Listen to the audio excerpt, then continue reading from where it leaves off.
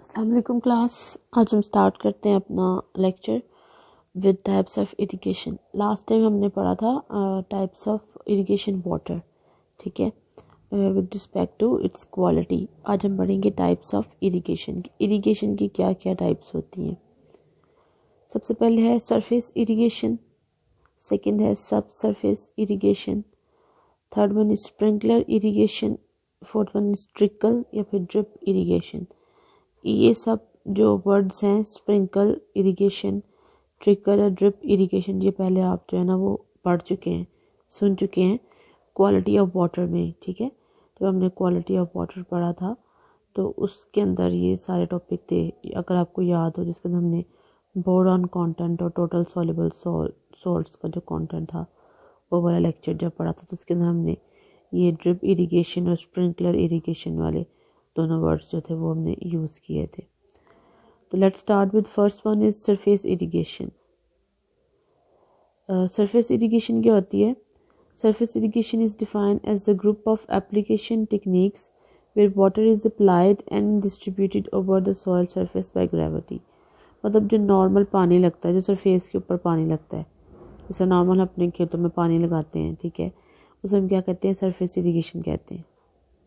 कि जो सॉइल की सरफेस है उसके ऊपर पानी को डिस्ट्रीब्यूट कर दिया जाए या अप्लाई कर दिया जाए, उसे हम क्या कहते हैं? Surface irrigation.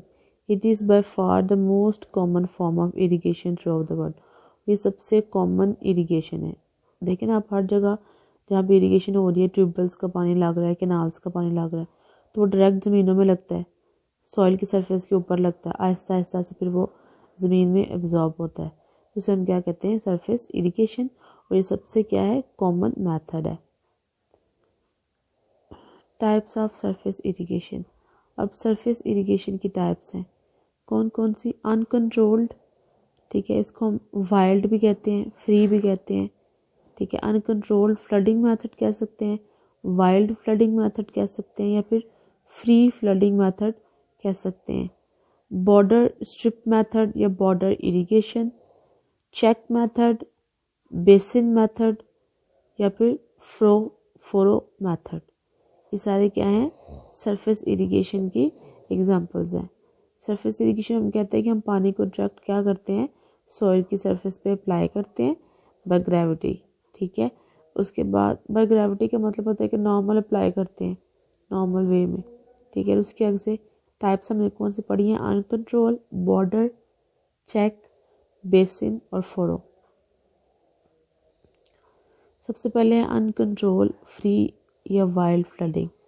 When water is applied to the cropland without any preparation of land and without any leaves to guide or restrict the flow of water on the field, the method is called uncontrolled wild or free flooding। ऐसे खुला पानी छोड़ देते हैं, ठीक है।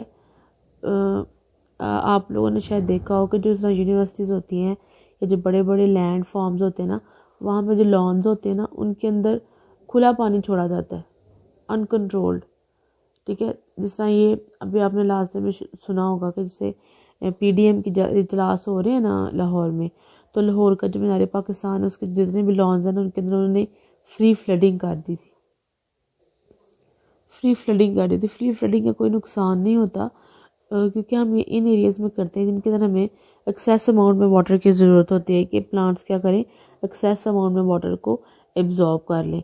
तो at the end of the season, जिस तरह अभी ख़िज़ां आ रही है, तो इन सीज़न में ज़रूर क्या की जाती है? ओवर फ्लडिंग, मतलब खेतों को भर दिया जाता है पानी से, ठीक है।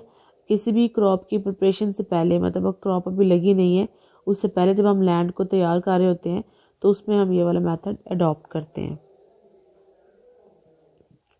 इसके एडवांटेजेस क्या हैं?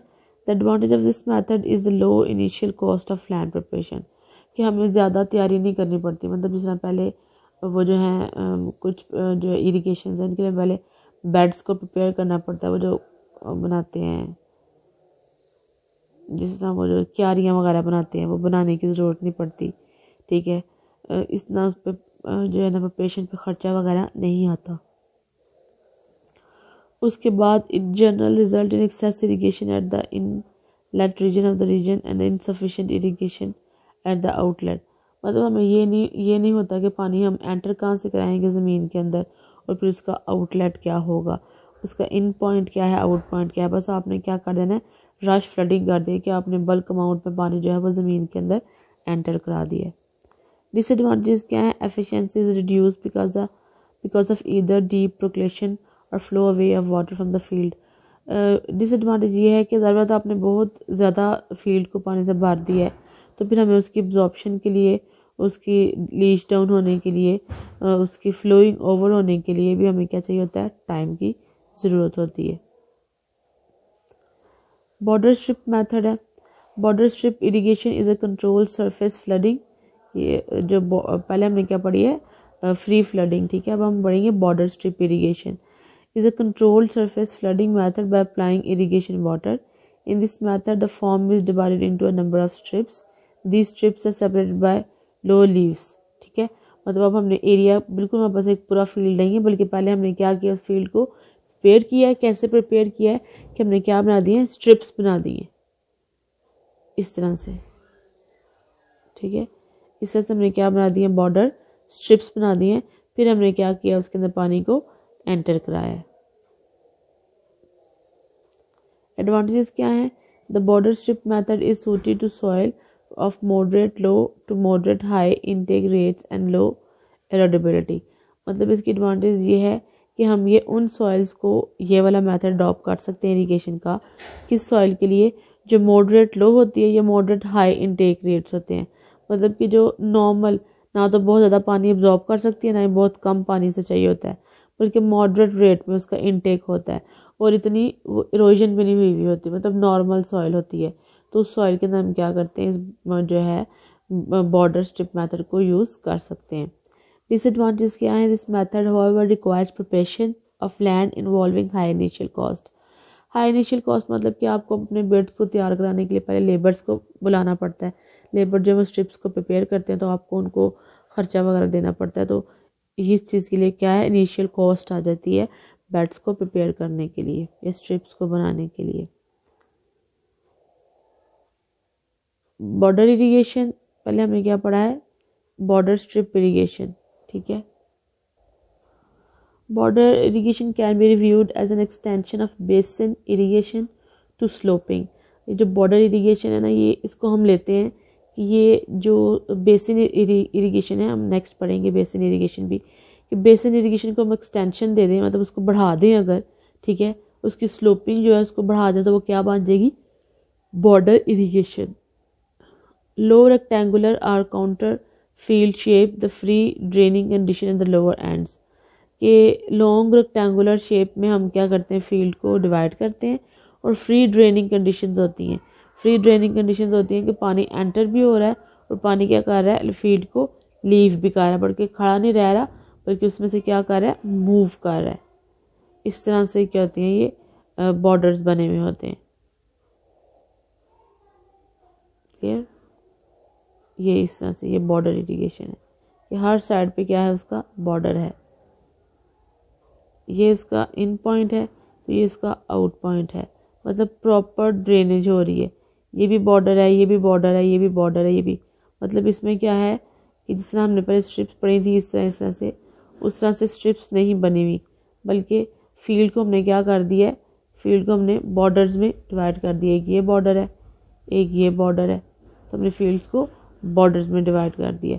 पहले जो स्ट्रिप्स थी वो स्ट्रिप्स थी, लेकिन अभी अब स्ट्रिप नहीं है, बल्कि ये बॉर्डर है। सिर्फ बॉर्डर नजर आएगा आपको, अंदर से आपको बड़ी बड़ी खालें नजर आएंगी, उसके अंदर पानी जो है वो मूव कर रहा है इस तरह से। Check method, the check method of irrigation is based on rapid application of irrigation water to a level और nearly level area completely enclosed by dykes. कि हम ऐसे एरियाज़ के अंदर इसको अप्लाई करते हैं जो कि कम्प्लीटली क्या होती हैं, लेवल होती हैं, ठीक है। लेवल बेटा देखें, जिस तरह इस जिनका उन्वान बड़ा अच्छा होता है, जिस तरह से हमारे घर हैं या वॉशरूम्स वगैरह होते हैं, तो उनमें आप पानी फेंकते हैं तो वो खुद ऑटोमेटिकली जो हमारा आउटलेट होता है, मतलब जहाँ हमने जाली वगैरह लगाई होती है पानी के निकास के लिए, ऑटोमेटिकली उसकी तरफ मूव कर जाता है, ठीक है। क्योंकि वो हमारा सेहन या हमारा रूम या वॉशरूम या किचन क्या होता है, लेवल्ड होता है कि जहाँ पे हमारा वो आउटलेट प्रेजेंट है, जहाँ से पानी ने मूव करना है, ऑटोमेटिकली सारा पानी वहाँ पे मूव कर जाता है। तो हम चेक मेथड भी कह रहे हैं कि ऐसी लैंड के ऊपर अप्लाई करते हैं जो क्या होती है, लेवल होती है, ठीक है, लेवल एरिया होती है इसके ऊपर। In this method entire field is divided into a number of almost levelled plots, के एक से ज़्यादा प्लॉट्स होते हैं, वो सारे क्या होते हैं, लेवल। मतलब कि हम ऐसे कह सकते हैं कि जो एक प्लॉट है वो लेवल है दूसरे के अंदर, मतलब एक प्लॉट का पानी दूसरे के अंदर जाके मतलब एक प्लॉट को इरीगेट करेगा, फिर पानी दूसरे प्लॉट में मूव कर देगा, या जिस ये डायग्राम में बताया हुआ मैंने, ये सारे क्या है, लेवल्ड है। फॉर एग्जांपल हमने ये हमारा इनटेक है, यहाँ से पानी अंदर आ रहा है, ऑटोमेटिकली इस प्लॉट से होता हुआ ये लेवल इस प्लॉट में एंटर हो जाएगा। क्लियर? फिर इस प्लॉट से इधर एंटर हो जाएगा, ठीक है, क्योंकि ये लेवल है ऑटोमेटिकली, फिर यहाँ से होता हुआ यहाँ पे एंटर हो जाएगा। इसको हम क्या कहते हैं, चेक, ठीक है। इस चेक पोस्ट बनी हुई होती है ना, तो इस तरह से ये जो है चेक पॉइंट है, ये this one this one this one, इस तरह से चेक मेथड कहते हैं। क्लियर? क्योंकि सारे जो प्लॉट्स हैं, ये वाले सारे जो प्लॉट्स हैं, ये सारे लेवल्ड हैं, ठीक है। यहाँ से पानी आएगा, यहाँ मूव करेगा, यहाँ से इधर को, इधर से इधर को, फिर इस तरह से इस तरह इस तरह, और यहाँ से फिर ऑटोमेटिकली बाहर को मूव कर जाएगा। ये होता है चेक मेथड। जैसे ये क्या है, ये देखिए, ये लेवल्ड है ना, यहाँ से यहाँ को मूव कर गया, यहाँ से यहाँ को मूव कर गया, क्यों? क्योंकि ये लेवल्ड है, इसको पता है कि ऑटोमेटिकली मैंने इधर को स्लोप कर जाना, इधर को स्लोप कर जाना। ये भी इस तरह से, ये इसका क्या है, चेक पॉइंट है, यहाँ से पानी इधर भी मूव कर रहा है, इधर भी मूव कर रहा है। Clear? Advantages of check method: loss of water through deep percolation and surface run off can be minimised and adequate irrigation of entire farm can be achieved. मतलब हम क्या कर सकते हैं, जिस तरह पानी लॉस हो जाता है, ठीक है, उस लॉस ऑफ पानी को हम बचा सकते हैं। कैसे बचा सकते हैं? लॉस ऑफ वाटर को हम बचा सकते हैं। वो कैसे बचा सकते हैं कि जो वाटर है जो प्रोक्लेट होकर बाहर जाना है, बल्कि वो क्या कर देगा, दूसरे प्लॉट में मूव कर देगा, दूसरे प्लॉट को क्या कर देगा, इरीगेट कर देगा। फिर तीसरे प्लॉट पर आहिस्ता आहिस्ता पानी जो है मिनिमाइज भी होता जाएगा, ठीक है, उसमें कमी भी होती जाएगी, क्योंकि रन ऑफ कर रहा है ना, वो खड़ा नहीं रह रहा, मूव करता जा रहा है, और मूव करने के साथ साथ वो दूसरे प्लॉट्स को इरीगेट भी करता जा रहा है। Thus application efficiency is higher for this method, तो इसकी जो एफिशिएंसी है वो क्या है, हाई है। डिसएडवांटेजेस क्या है चेक मेथड के? There is some loss of cultivable area which is occupied by the levees. Levees बेटा कहते हैं जो हम वो स्ट्रिप्स बनाते हैं ना, जो उनको बोलते हैं, जो लाइंस होती हैं, बॉर्डर लाइंस, उन्हें बोलते हैं levees. There is some loss of cultivable area which is occupied by the levee, मतलब बहुत सारा कल्टिवेबल एरिया हमारे पास लॉस भी हो जाता है, जिसकी वजह से हम इसमें चेक मेथड जो है वो यूज़ नहीं कर सकते। क्लियर? नेक्स्ट हम जो है ना अपने अगले लेक्चर में देखेंगे इंशाल्लाह। Thank you.